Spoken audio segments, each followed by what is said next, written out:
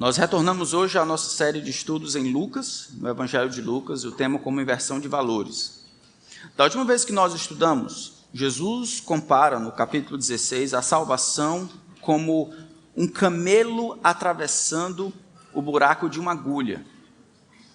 Se salvação então é descrito dessa maneira, Jesus é o maior atravessador de camelos. A conversão é algo fabuloso, é algo impossível de perceber com os olhos. O texto que nós vamos estudar nessa noite revela que não existem casos perdidos para Jesus. Jesus é o grande atravessador de camelos, atravessando os homens ou causando que eles sejam salvos, transformando esses homens perdidos em salvos por sua própria graça. Duas histórias me ajudam a lembrar disso.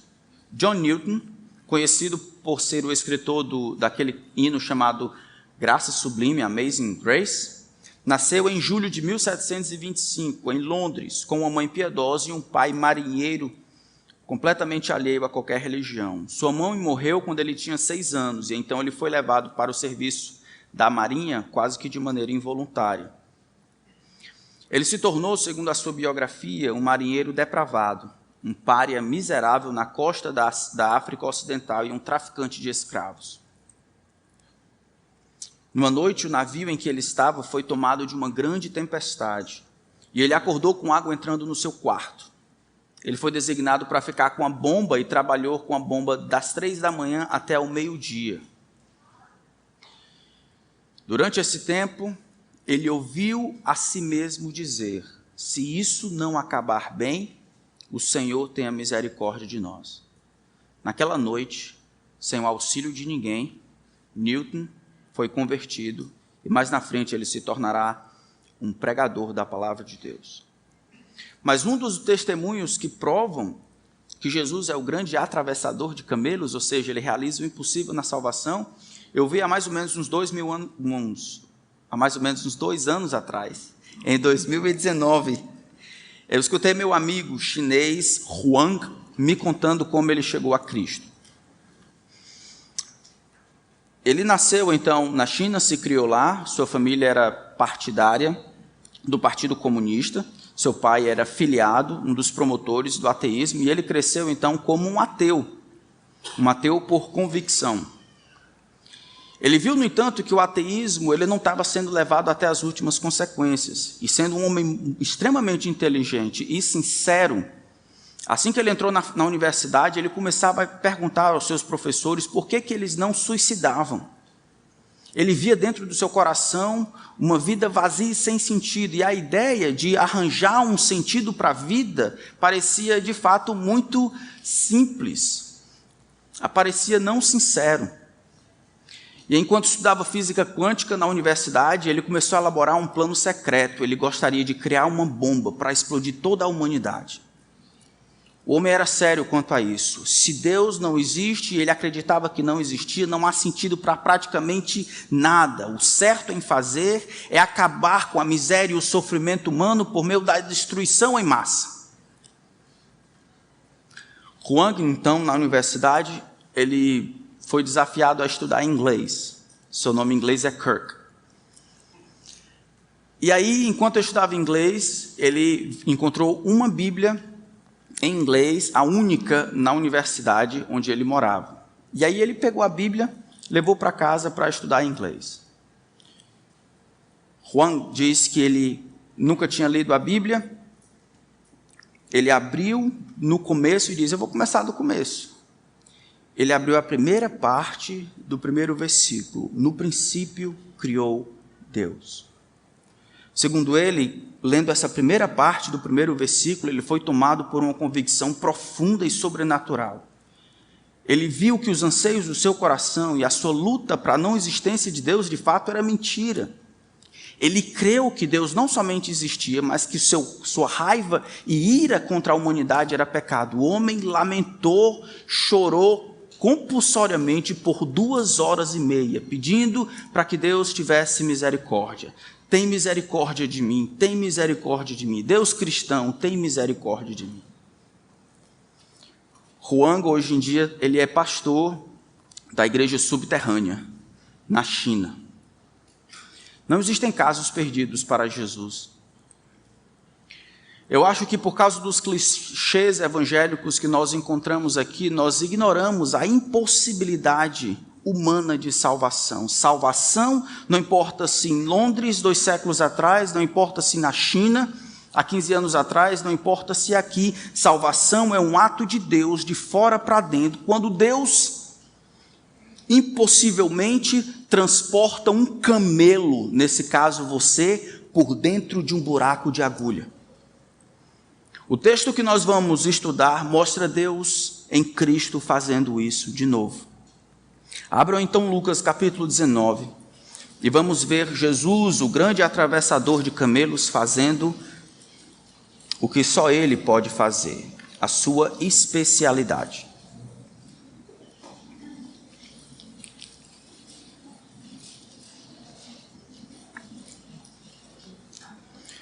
Lucas capítulo 19, a partir do verso 1, diz assim a palavra do grande Deus.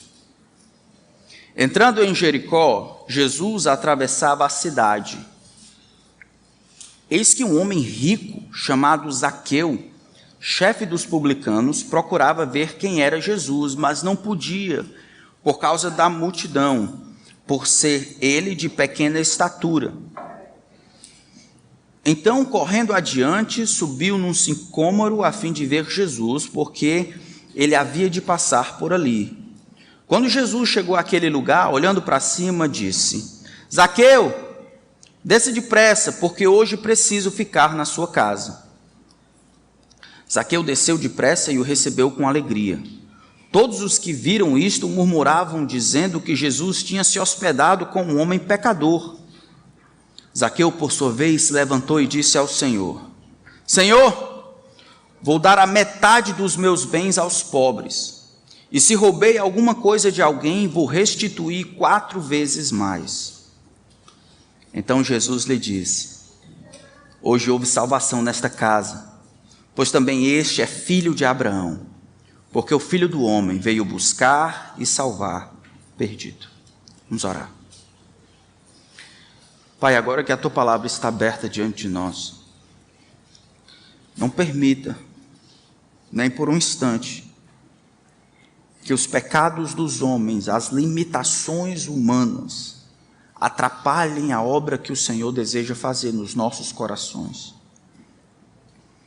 Nós queremos lembrar a velha história de que esse Deus não encontra resistência párea para Ele, de que em todo lugar, qualquer pessoa que confessar os seus pecados, clamando por misericórdia, será atendido por Cristo. Eu peço que haja salvação, então, nesta noite. Salva os pecadores, Senhor. Eu peço a Ti, Espírito, que convença os homens dos seus pecados, que mostre-lhes a graça de Jesus Cristo e a misericórdia. Lembra-lhes, Senhor, que eles não chegaram hoje aqui por motivos outros, o Senhor os trouxe e agora o Senhor lhes fala. Ajuda-lhes, Senhor, a crer, para que sejam libertos das amarras dessa vida sem sentido e vivam relativamente felizes aqui e completamente felizes por toda a eternidade. Mostra-nos, Senhor, como Tu salvas o pecador e relembra-nos o que aconteceu conosco. Em nome de Cristo. Amém. Então vamos tentar relembrar o que está acontecendo aqui.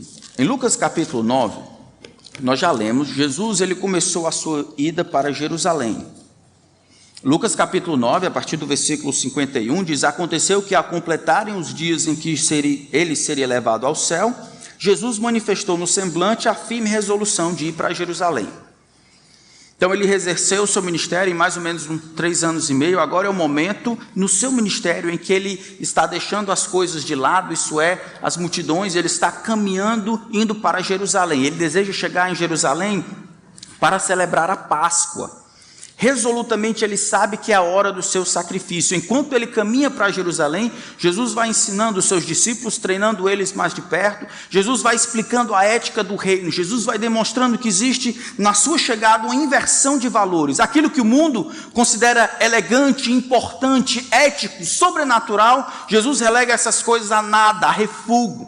Aquilo que é valorizado diante dos homens, como os homens conceberem a vida de um homem na abundância de bens que ele possui, isso é relegado por Jesus como sendo absolutamente nada, mas amarras e tolices.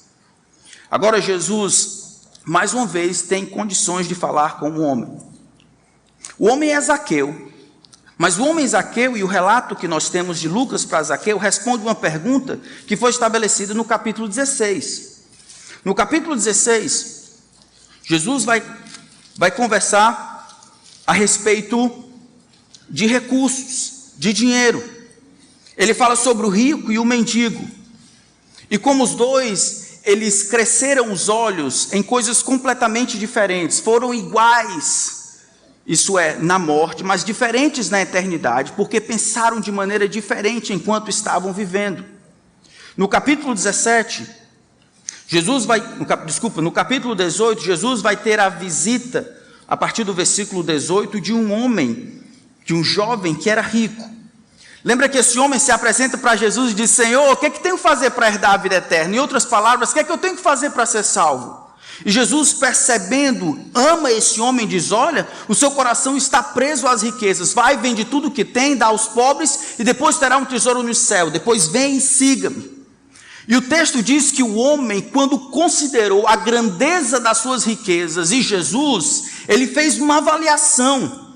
Ele não foi ignorante contra a realidade, ele computou, colocou na balança a enormidade do que Jesus pedia e a enormidade do que ele tinha que deixar para trás. O texto diz que o homem saiu triste, completamente triste. Versículo 23 do capítulo 18. Ouvindo ele estas palavras, ficou muito triste porque era riquíssimo. Quando os discípulos ouvem isso, Jesus diz: olha, versículo 24, como é difícil para os que têm riquezas entrar no reino dos céus. Eles não se acham em necessidade de nada. Eles podem suprir as suas necessidades, prover para si, são considerados pelos outros como abençoados. Eles não conseguem perceber a necessidade de Deus. Jesus então oferece a ilustração mais clara possível, porque é mais fácil um camelo passar pelo fundo de uma agulha do que um rico entrar no reino de Deus. Em outras palavras, é absolutamente impossível. Então, se é assim, quem poderá ser salvo? Os discípulos perguntam. E Jesus responde no versículo 27, o que é impossível para o ser humano é possível para Deus. Só para Deus. Zaqueu, então, oferece uma ilustração clara de um homem rico, que quando chega no momento de computar o que ele ganha e o que ele perde em seguir Jesus, ele decide seguir Jesus, não importa o que isso lhe custe. Se o jovem rico, então, quando coloca lado a lado Jesus e as riquezas, e ele prefere seguir as riquezas, o homem publicano Zaqueu, ele é a ilustração de um camelo passando por dentro do buraco de uma agulha. Não existem casos perdidos para Jesus. Ninguém está tão distante que não possa ser alcançado, ninguém é tão grande que não consiga caber pelo buraco de uma agulha. Como é que Jesus salva este homem? Como é que Jesus realiza este milagre? Como é que Jesus atravessa este camelo? Em primeiro lugar, nós vamos ver que Jesus, ele inicia este processo buscando o perdido.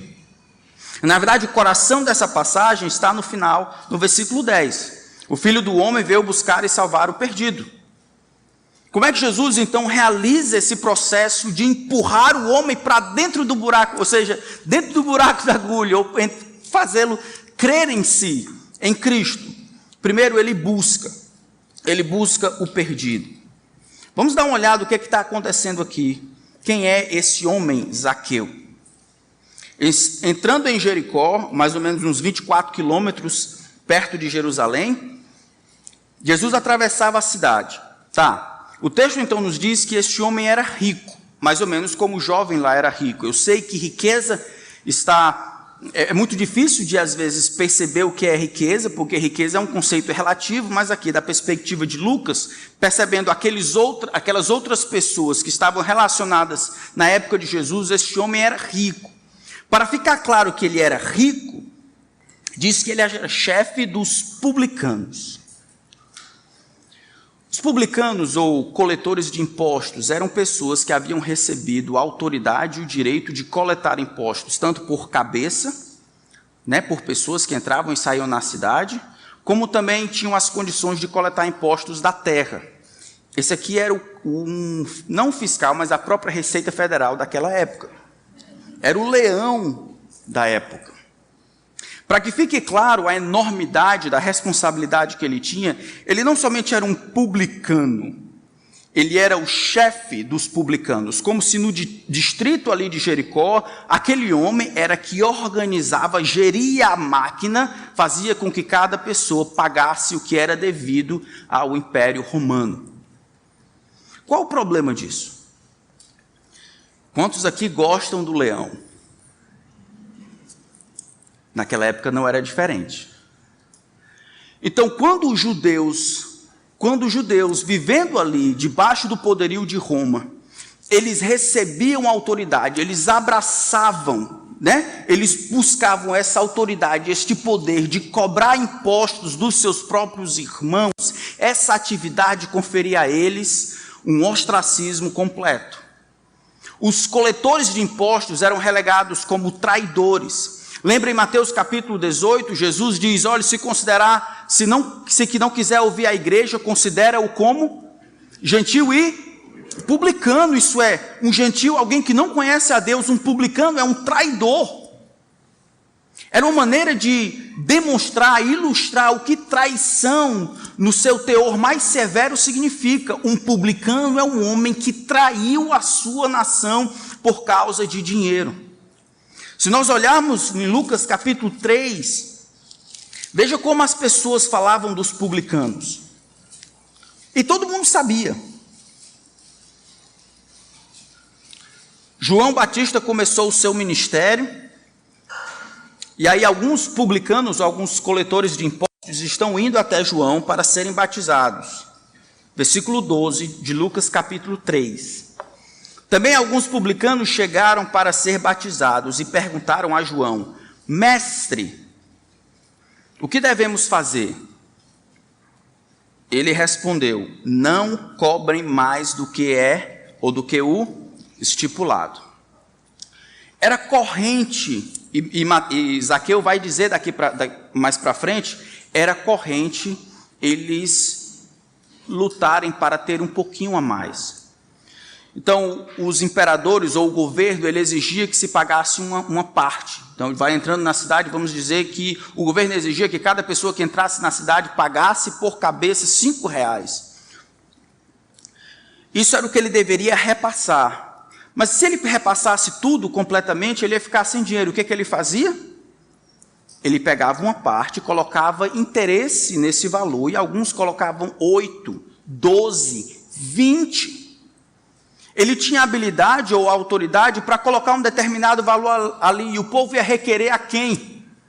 Então era muito comum os coletores de impostos serem extremamente ricos, morarem isolados, não participarem das festas, caminharem sempre escoltados, serem relegados pela família, perderem tudo, morrerem solteiros, sozinhos. Por quê? Porque quando tiveram que decidir entre a vida normal, a vida judaica, a vida debaixo da vontade de Deus, a vida no companheirismo, a vida na família e dinheiro, os coletores de impostos haviam escolhido o dinheiro. Este homem é, de todas as ilustrações de alguém desgraçado, fora do alcance do amor de Deus, um traidor, ou talvez a ilustração mais clara. E é impressionante que Jesus vem atrás desse homem. Esse homem não é uma vítima como Simão Cirineu. Esse homem havia tentado e lutado para adquirir esta posição, mesmo que isso custasse uma vida inteira. Jesus, no entanto, busca os perdidos. Não era somente como os homens viam os publicanos. Mas na frente, no versículo 8 desse capítulo, de Lucas 19, o próprio Zaqueu diz, por sua vez se levantou e disse: Senhor, vou dar a metade dos meus bens aos pobres, e se roubei alguma coisa de alguém, a maneira como está escrito aqui no original não é se roubei, é uma confissão. E eu, sendo que eu roubei isso das pessoas, eu vou restituir 4 vezes mais. As pessoas consideravam esse camarada como um traidor, um ladrão, desonesto, mentiroso. Ele se via como um traidor, como um desonesto, como um ladrão. As pessoas que estão do lado de fora, versículo 6, versículo 7, todos os que viram isto murmuravam, dizendo que Jesus tinha se hospedado com um homem pecador. Então existiam estereótipos naquela época que eram as pessoas distantes da graça de Deus, os pecadores, aquelas demonstrações claras, aquelas comparações que eram feitas com as crianças. Você não pode fazer isso, vai se tornar um pecador como fulano de tal. Você... Aqui nós temos um desses. Um coletor de impostos era, entre os pecadores, aquele que provavelmente melhor ilustrava a ausência da graça de Deus. O ódio por Deus e por seu povo, o egoísmo, a mentira, a inveja, a usura, a avareza e coisas assim. Jesus, no entanto, veio buscar pessoas dessa maneira. Jesus está passando por Jericó, o objetivo é chegar em Jerusalém, ele passa por dentro da cidade. Quando ele chega lá, esse homem que é introduzido para nós, o chefe dos publicanos, ele procurava ver Jesus. Ele tem essa curiosidade para saber quem é. Jesus provavelmente havia trabalhado mais de 2 anos, todo mundo sabia quem era Jesus, mas ele não. Então ele faz algumas coisas aqui difíceis de imaginar. Tem uma multidão atrás de Jesus. Ele, como sendo publicano, estava constantemente correndo risco de vida. Então ele tenta se filtrar no meio da multidão, demonstrando a sua curiosidade. Talvez não mais do que isso, ele só quer saber quem é Jesus. Ele se coloca num papelão, subindo num sicômoro, que é uma árvore mais ou menos do tamanho da nossa castanholeira, vai para frente, ele quer ver Jesus passar. E Jesus utiliza dessa curiosidade simples para apontar o dedo para Zaqueu e dizer: Zaqueu, desce depressa. E o termo que ele diz: me convém, é necessário ficar em tua casa. Irmãos, quando a gente olha o final, o versículo 10 desse texto, o Filho do Homem veio buscar e salvar o perdido, Jesus não está falando inicialmente de um panorama geral da sua vida. Jesus não está dando assim uma declaração abrangente em primeira mão. Jesus está falando de Zaqueu. Jesus, ele vai para Jerusalém, a ideia é que ele tem uma missão, ele vai encontrar com este homem Zaqueu, ele vai ter um papo, uma conversa com este homem Zaqueu, de buscá-lo e ser encontrado. Ao encontrá-lo, ele salvará este homem. O Filho do Homem, ele diz: eu vim para buscar e salvar este perdido aqui, Zaqueu. É claro que é um paradigma para todos os outros perdidos. Mas Jesus vem para este homem. Essa ideia de necessidade, de pessoalidade, essa iniciativa que Jesus toma, é muito curiosa. A gente olha, por exemplo, em João capítulo 4, lembram disso? Jesus está indo, ele quer atravessar, chegar em outro canto da Galileia para a Judéia, lembram disso? E todo mundo atravessava assim, porque no meio, entre a Judéia e a Galileia, tinha o famigerado território dos samaritanos. E se alguém que conseguisse ter ódio no coração, além do que o ódio pelos coletores de impostos, esse alguém odiaria então os samaritanos.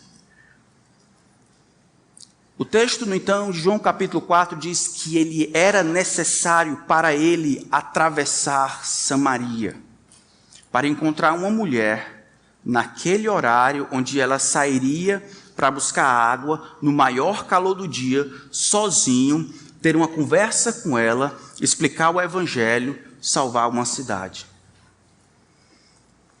Às vezes a gente acha que as coisas acontecem do nada, casualmente. Jesus deseja passar por Jericó e caminhar naquela multidão e parar em frente àquele homem, porque ele veio para Zaqueu. Não para um, não para outro, mas para Zaqueu. Jesus veio buscar o perdido. Esse interesse de Jesus é visto na iniciativa que ele demonstra. Zaqueu, desça depressa, convém que eu esteja em tua casa. Eu vim para isso. Existe um problema, irmãos, que normalmente nós temos uma tendência ruim de avaliarmos as pessoas por aquilo que as pessoas fazem. Numa sociedade como aquela, os publicanos, as prostitutas, os coletores de impostos e os samaritanos, por causa das pontas, isso é, por causa das ações que eles faziam, conferia a eles o título de pior dos pecadores. Os xingamentos que nós teríamos hoje para falar que alguém é imoral, pervertido, mentiroso, todos eles caberiam em chamar alguém de publicano, chamar alguém de pecador, chamar alguém desses outros títulos aí. No entanto, segundo a palavra de Deus, isso não é verdade. Segundo a palavra de Deus, o nosso problema não são as coisas que nós fazemos. O nosso problema é exatamente aquilo que somos.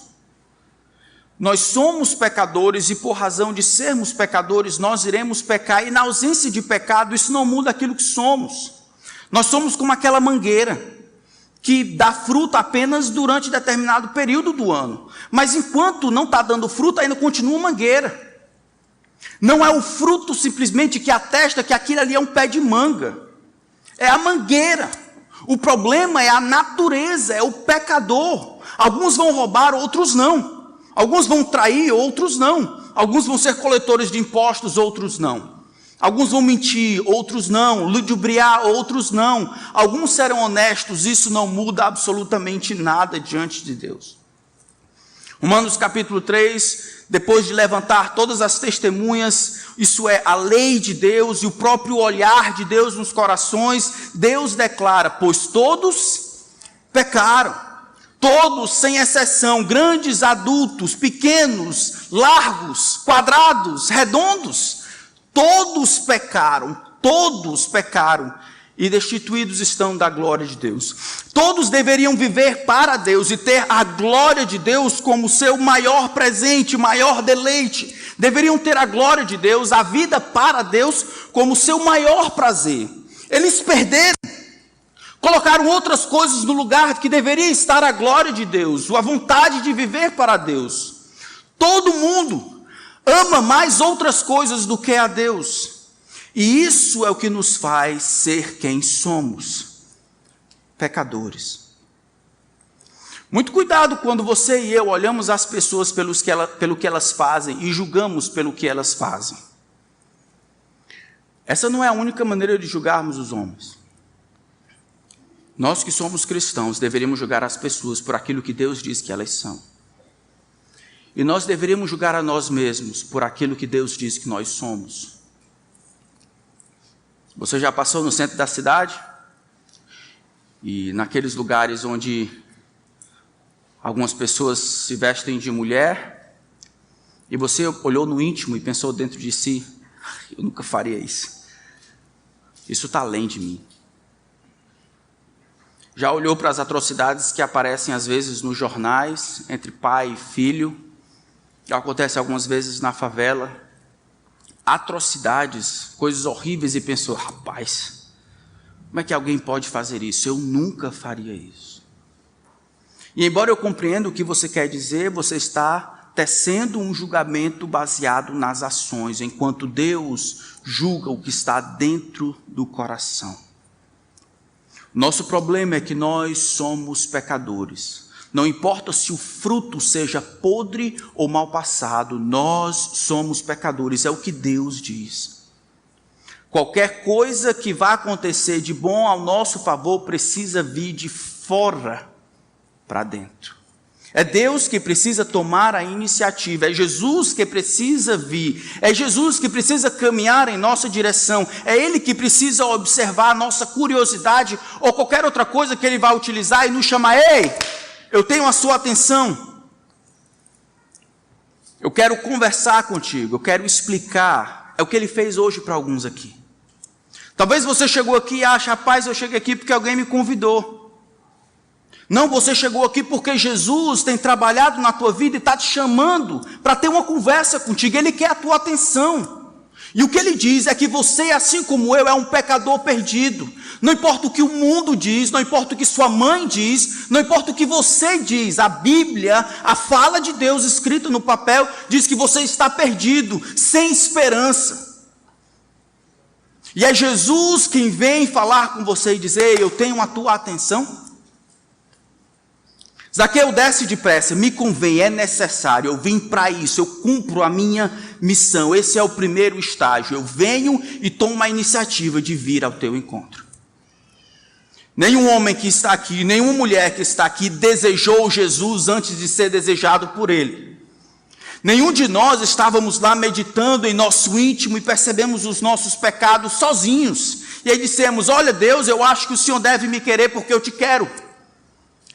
Essa não é a narrativa. Como Zaqueu, foi Deus que olhou de fora para dentro e diz: olha, é necessário conversar com aquele camarada. Eu vou atrás dele, do contrário ele nunca vai me querer. Eu vou buscá-lo, eu vou conquistá-lo, eu vou amá-lo.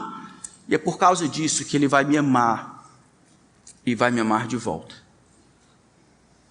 Jesus, o atravessador de camelos, ele inicia o seu processo de salvar homens buscando essas pessoas. Nós deveríamos aprender com ele. Nós somos pessoas que recebemos mais do que vamos atrás. Deveríamos tomar a dianteira ao invés de ficar na retaguarda. Deveríamos tomar a iniciativa ao invés de receber simplesmente pecadores. Mas ele faz mais do que isso. Jesus não somente busca insistentemente os perdidos, mas ele também salva os perdidos. Acho interessante que, se nós olharmos aqui o texto, o que Jesus utilizou para iniciar essa conversa com Zaqueu? A curiosidade de Zaqueu. Só usou isso. Zaqueu estava curioso para ver Jesus, e Jesus se utiliza dessa curiosidade para transformá-lo. Deveríamos aprender que no plano soberano de Deus, o grande Deus pode utilizar de tudo para trazer os pecadores para si. O convite de um amigo, o jogo de futebol, um versículo que você manda no grupo, um texto que você coloca, uma pergunta, uma oração, uma visita, racha, o filme. O grande Deus se utiliza de tudo a seu dispor para produzir a salvação dos pecadores. E aqui não é diferente. Zaqueu deseja ver Jesus. Jesus deseja salvar Zaqueu. Ele não sabe, mas é assim que Deus deseja fazer. O texto do versículo 5 diz: quando Jesus chegou àquele lugar, olhando para cima, disse: Zaqueu, desça depressa. É um mistério saber como é que Jesus sabia o nome de Zaqueu. Uma resposta é: Jesus sabia tudo. A outra resposta é que imagine o maioral ou o chefe dos publicanos caminhando, subindo num sicômoro. Imagine a multidão vendo aquela arrumação, vendo aquele homem de pequena estatura fazendo um esforço para subir a um sicômoro. Imagine o pessoal: olha a arrumação do Zaqueu, olha o Zaqueu ali, ó. Rapaz, o Zaqueu. Zaqueu começa, mesmo que de maneira tímida, a demonstrar uma certa humildade aqui. Ele procura ver Jesus, ele faz um esforço, ele se mete na multidão, com o risco até de ser assassinado, levar uma facada, porque o pessoal odiava mesmo os coletores de impostos, mas ele quer realmente ver Jesus. Então Jesus, talvez ouvindo o pessoal fazer hora com Zaqueu, diz: Zaqueu, desce aí, porque hoje me convém ficar em tua casa. Zaqueu desce, recebe com alegria, enquanto as pessoas murmuram a respeito de Jesus. Irmãos, essa aqui é a resposta padrão daqueles que veem Jesus ministrar. Lembra lá no começo, quando a prostituta veio ao encontro de Jesus e chorava nos seus pés, e enxugava com os cabelos? O que o pessoal fez? Eles reclamaram e murmuraram. Mas na frente Jesus recebe publicanos e pecadores, não esse aqui e outros. O que o povo fazia? Reclamava. Isso aparece no capítulo 5, no capítulo 7, no capítulo 15 e no capítulo 18. Os homens, se achando justos, não querem que o reino se abra a pecadores. Mas não aqui, né? Nós não impedimos que os nossos filhos brinquem com os filhos de outras pessoas, porque os filhos de outras pessoas são mal educados. A gente não faz isso aqui. A gente não escolhe a dedo assim, mesmo sob supervisão. A gente não faz essas distinções. A gente não faz distinção quando crianças ou adultos, pessoas completamente perdidos, chegam entre nós e desejam ter parte entre nós. Nós não fazemos assim. Fazemos? Aqui é o lugar dos justos, não é não? Aqui é o lugar dos santos. Eu não sei o que os pecadores desejam aqui. Aqui é o lugar dos santos. E há no nosso coração, infelizmente, muito mais desejo pejorativo, de descrença, quando um pecador se aproxima ainda, mostrando as silhuetas do seu pecado, do que aquela alegria feliz. Olha, um pecador está vindo. Somos parecidos com essas pessoas aqui, reclamando de Jesus, porque ele está salvando pecadores. Ele se hospeda com esse homem pecador. E aí o milagre acontece no versículo 8. Zaqueu, por sua vez, se levantou e disse ao Senhor: Senhor, eu resolvo dar a metade dos meus bens aos pobres. E se roubei alguma coisa de alguém, vou restituir 4 vezes mais. A gente não sabe o que aconteceu naquela conversa. A gente não sabe o que eles conversaram. O fato é que entre a primeira bucanhada do pão e quando eles estão terminando aquela refeição, o homem descobriu algo fantástico a respeito de Jesus e de si mesmo. O homem é modificado em todas as direções. O homem é modificado em relação aos outros, o homem é modificado em relação a si, o homem é modificado em relação a Jesus. Veja que ele demonstra arrependimento pela atitude em si, ele confessa publicamente. Ele não estava sozinho lá com Jesus. Tinham pessoas ao redor dele, os servos. Ele se levanta e com a boca aberta, claramente ele diz: Senhor, eu sou um ladrão. Eu tenho roubado, extorquido, ludibriado, mentido com meu coração cheio de ganância e usura. Eu sou um ladrão. Não somente muda a percepção do que ele via antes, aquilo agora é pecado diante de Deus, muda a sua atividade, a compreensão do que ele fazia, muda-se também as outras pessoas. Ele usava as pessoas e a autoridade que tinha para arrecadar para si. 5 devido, me dá 8. 12, 30. Agora o homem resolve voluntariamente dividir a metade, ou tirar tudo que tem, pelo menos a metade, e fazer reparação de todas as pessoas que havia ofendido. E eu acredito que ao final dele fazer isso, esse camarada havia se tornado pobre. A declaração que ele faz, e se eu tenho, ou seja, com certeza eu tenho feito, eu vou restituir 4 vezes mais, é além do que a lei exigia. Textos como Número e Deuteronômio dizia que caso haja roubalheira, você tem que devolver o todo, tudo que roubou, mais 1/5. Jesus vai mais além. Jesus, ou Zaqueu, deseja aqui dar não somente o tudo de volta, mas 4 vezes mais de tudo o que ele tinha. É somente depois desse homem demonstrar arrependimento que Jesus confere a ele certeza de salvação. Eu acho isso aqui muito interessante. Estão comendo, o homem fala: olha, eu sou um ladrão e eu vou fazer toda a restituição. Aonde meu pecado foi, eu vou fazer o caminho de volta, pagando, resolvendo tudo o que aconteceu. Jesus olha para aquele homem e diz assim: houve hoje houve salvação nessa casa. A declaração e a certeza de que houve salvação não antecede aos frutos dignos de arrependimento, mas vem depois. Não é simplesmente por declarar que creu que Jesus confere a ele a certeza de salvação. É só depois que ele revela os frutos, o movimento contrário, o arrependimento, a decisão de fazer o que é certo, que Jesus diz: hoje houve salvação nesta casa. Salvação de quê? Salvação do poder do pecado, salvação da condenação futura. Mas no contexto de Lucas, salvação aqui também tem outra perspectiva. Jesus falou no capítulo 17 lá, que a gente não pode servir a Deus e às riquezas. O problema lá do jovem rico era exatamente isso. Em escolher servir às riquezas, ele não poderia servir a Deus. Aqui, o homem é liberto do poder das amarras de uma vida fútil e vazia, correndo atrás de riquezas. O homem, ele pode ser liberto e salvo de servir a Mamon.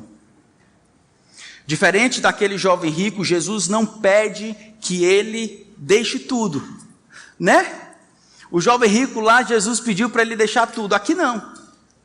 Aqui é suficiente, Jesus conhece o coração, aqui é suficiente que ele faça o caminho de volta, que ele resolva o que tem que fazer, que ele restitua 4 vezes mais. Jesus sabe que ao final desse processo, o homem estará pobre, eu acho. Vamos olhar sobre a relação entre o arrependimento e a produção de frutos. 1 Tessalonicenses capítulo 1. 1 Tessalonicenses capítulo 1.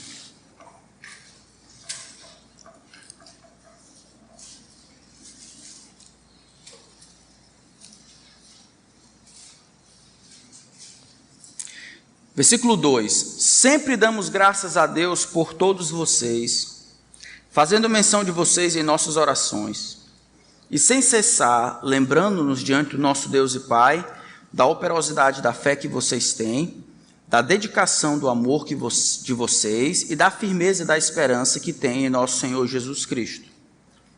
Sabemos, irmãos, amados de Deus, que Ele os escolheu, porque o nosso Evangelho não chegou a vocês somente em palavra, mas também em poder, no Espírito Santo e em plena convicção. Esse texto aqui é fabuloso. Paulo havia passado talvez uns 3 meses em Tessalônica, teve que sair de lá porque o pessoal estava querendo matar ele, para variar. E aí ele manda essa carta preocupado com os irmãos por causa da perseguição. Mas essa preocupação não é maior do que a certeza que ele tem que esses homens foram salvos.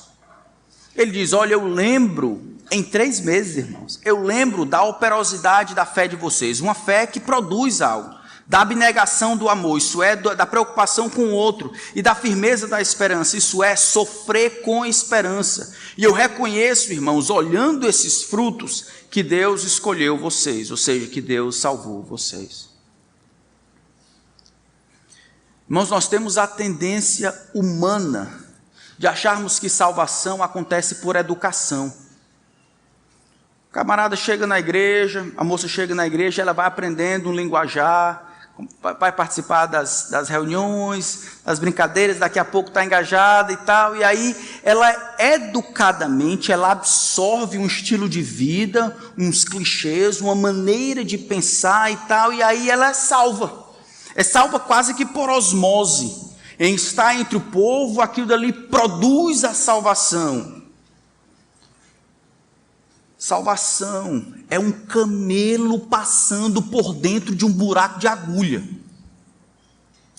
A sua salvação não foi conquistada pela piedade dos seus pais, pela sua reflexão introspectiva nas realidades eternas. A sua e a minha salvação não foi fruto do esforço mental ou da gana por encontrar significado. A sua salvação foi Jesus pegando você e atravessando por entre um buraco de agulha. Era impossível você realizar. A salvação é uma coisa sobrenatural. Mas nós temos a tendência de achar que é uma coisa normal, sabe por quê? Porque a gente desceu o padrão. E a qualquer pessoa que levanta a mão e abre a boca e diz assim, não, eu sou crente, a gente acha que é isso mesmo. Então ele pode continuar do mesmo jeito, pode viver do jeito que quer, pode tratar a mulher do jeito que quer, pode decidir, mesmo que a Bíblia diga determinada coisa, ele pode decidir não fazer, ou fazer quando quer, e por aí vai, mas ninguém pode julgar. Que é isso? Está julgando? Jesus confere salvação dizendo, hoje houve salvação, não antes, mas depois que o homem está agora transformado, predisposto a mudar naquilo que lhe era mais caro. Um homem que se tornava líder dos publicanos, ele amava o dinheiro mais do que qualquer coisa na vida. Mais do que a mãe, mais do que o pai, mais do que a família, mais do que qualquer outra coisa. Ele amava o dinheiro mais do que tudo. O homem que se dispõe a fazer restituição com os recursos e dividir tudo que tem com os pobres é um homem que aprendeu a amar a Deus sobre todas as coisas. E é vendo isso que Jesus diz, hoje houve salvação. Porque isso que eles estão fazendo, essa decisão voluntária dele é sobrenatural. Isso está em paralelo com o sobrenatural da salvação. Oh, meus irmãos, me digam, você de fato é salvo? Para onde, quando você olha para o seu coração, quando ninguém está vendo e quando você olha para dentro de si, como é que você prova que é um discípulo de Jesus Cristo? O que você mais ama? O que você está disposto a abrir mão por Jesus? Lembra que em Lucas capítulo 17, o jovem rico, a questão nunca foi dinheiro. A questão não era o que se tem, era aquilo que ele deveria estar disposto a perder por causa de Jesus. Se Jesus pede tudo, eu dou tudo. Aqui, Jesus simplesmente apresentou a si mesmo e o homem está disposto a perder essas coisas por causa de Cristo. Muito cuidado com as falsas assertivas a respeito da salvação dos nossos filhos, das nossas esposas, dos nossos amigos. Quando pessoas são simplesmente igrejadas e não são salvas, elas partem para a eternidade com um engano na cabeça. Mostre-me o que Jesus fez na sua vida lidando com o que você mais amava antes. Lembre no passado o que você mais amava. Antes de conhecer a Cristo, qual era o seu maior amor, o seu maior sonho?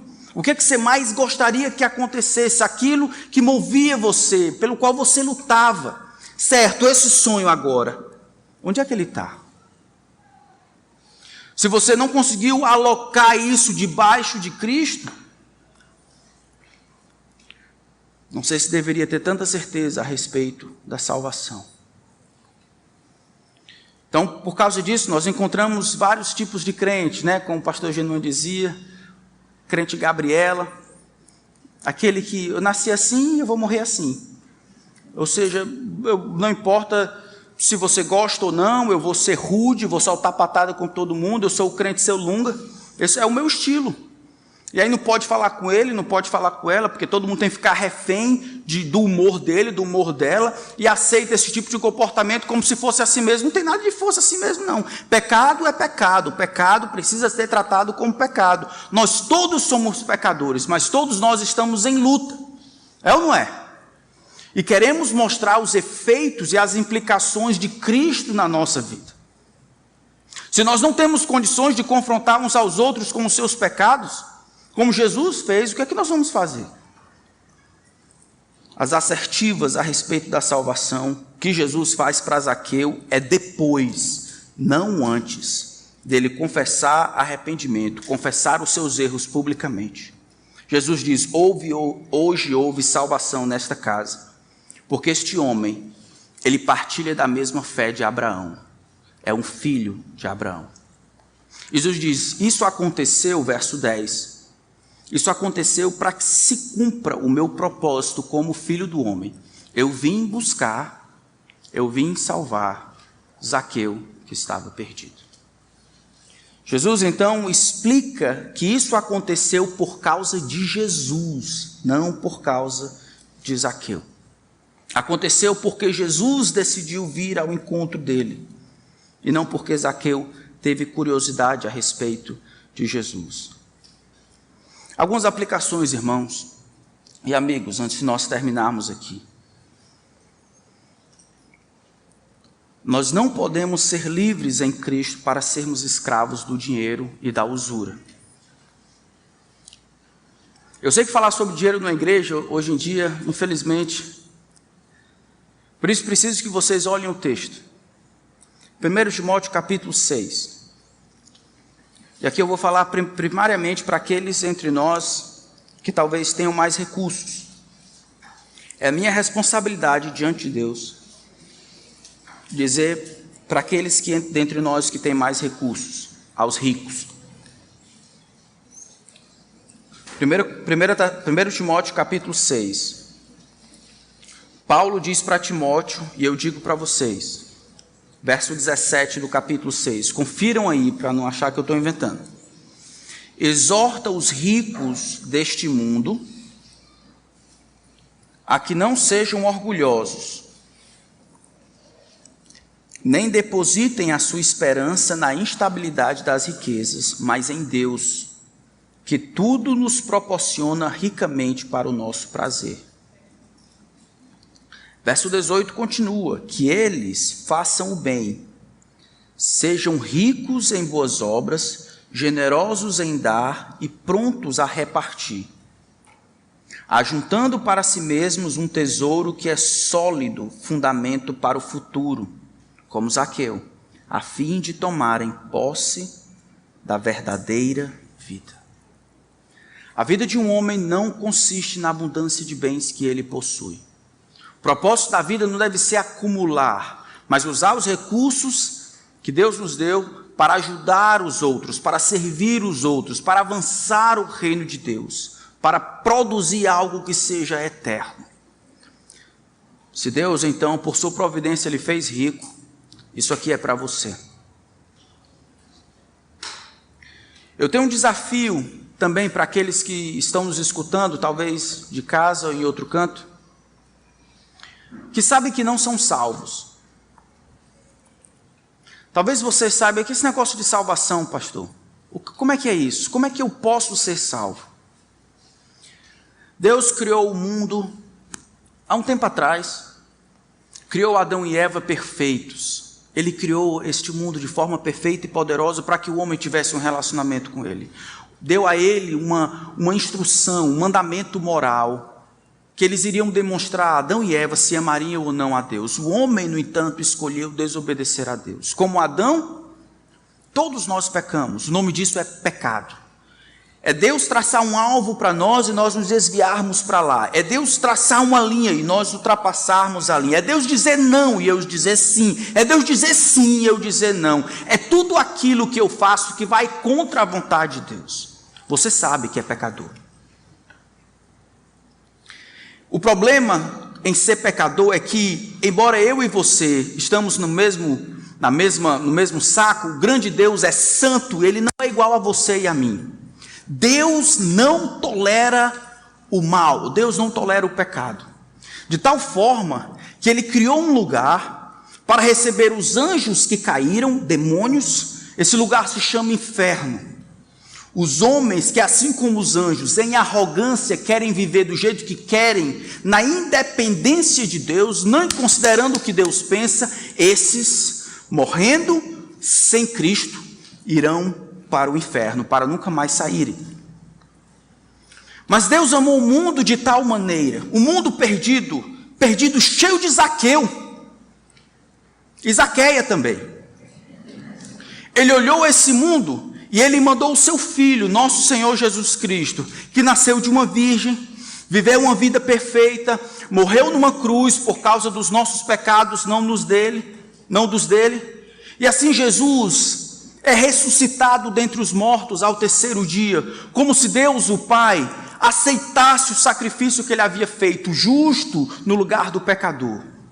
Você escuta essas verdades, você balança a cabeça e concorda, mas no coração você precisa crer. Clamar ao Senhor que tenha misericórdia de você. A ira está vindo. A única maneira de você se interpor entre a ira de Deus, justa sobre a sua cabeça, é debaixo do guarda-chuva de Jesus Cristo.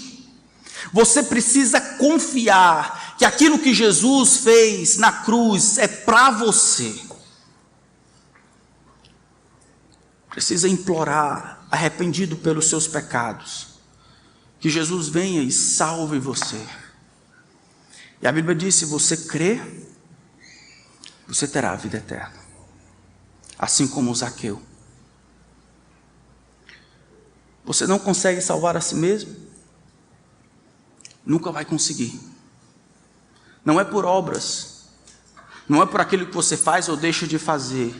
Você abre mão de qualquer justiça própria, você se humilha diante de Deus. Senhor, me salva.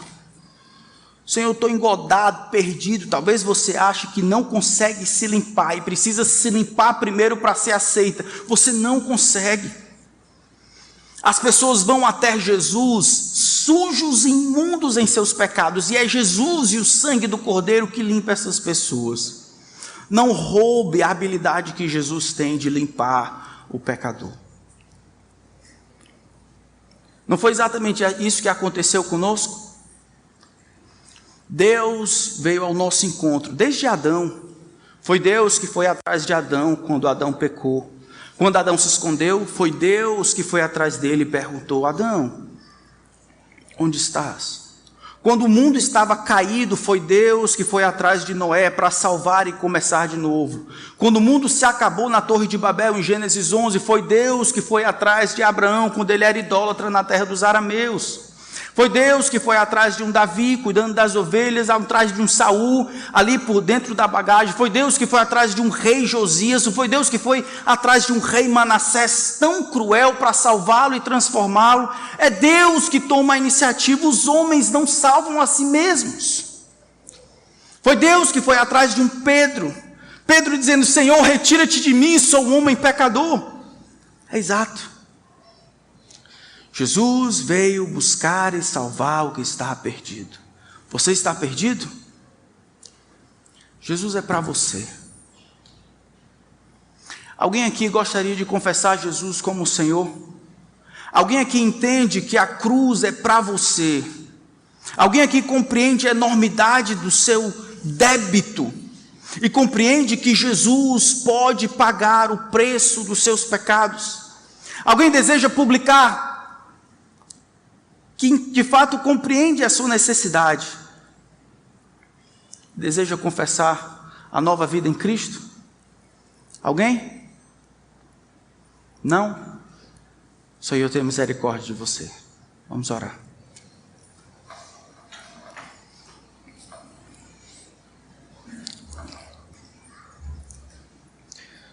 Senhor nosso Deus e Pai, obrigado por nos lembrar do Evangelho simples. O Senhor veio buscar e salvar o perdido. Nós não procuramos a Ti, eu não procurei. Foi o Senhor que veio ao meu encontro, no meu pecado. E essa mesma história se repete na vida de cada um de nós que somos cristãos. Ajuda-nos a aprender com Jesus e fazer a mesma coisa por esses que ainda estão perdidos. Eu peço que aqueles que estão entre nós, que sabem que devem fazer, dê a eles coragem, Senhor, para que eles se arrependam dos seus pecados e clamem por misericórdia enquanto há tempo. Que eles não esperem para serem melhores do que são, que eles não mintam para si mesmos achando que eles não precisam, que eles não divaguem buscando outras coisas. Nosso maior problema é o nosso distanciamento do Senhor. Por isso tanta confusão, tanta doença, tanta mazela, tanta perturbação. Porque nos fizeste para Ti. E a nossa alma só encontrará refúgio e paz quando encontrarmos o Senhor. Tem misericórdia deles, como o Senhor teve de nós. Em nome de Cristo. Amém.